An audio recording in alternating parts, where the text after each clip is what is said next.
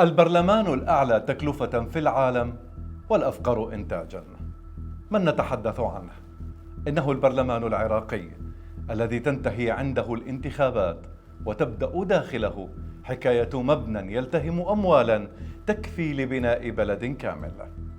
ارتفعت نفقات البرلمان ومؤسساته خلال 10 سنوات بنسبة 30% من 470 مليار دينار عام 2015 إلى 612 مليار دينار عام 2024 بحسب بيانات وزارة المالية. لكن لماذا يقاتل النائب للوصول إلى هذا المقعد؟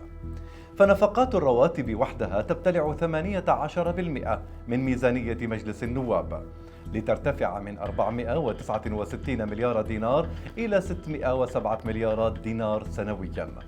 فإن راتب النائب العراقي هو الأعلى عالمياً تقريباً، إذ يصل إلى 216 مليون دينار سنوياً، ما يعادل 3 أضعاف راتب النائب السويدي والفنلندي والفرنسي، وضعف راتب النائب الأمريكي والبريطاني والألماني وفقا للاتحاد البرلماني الدولي.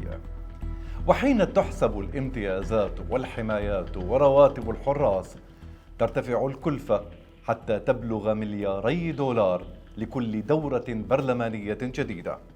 فالسؤال الذي يفرض نفسه هنا: هل تتناسب هذه الكلفة الهائلة مع الأداء التشريعي؟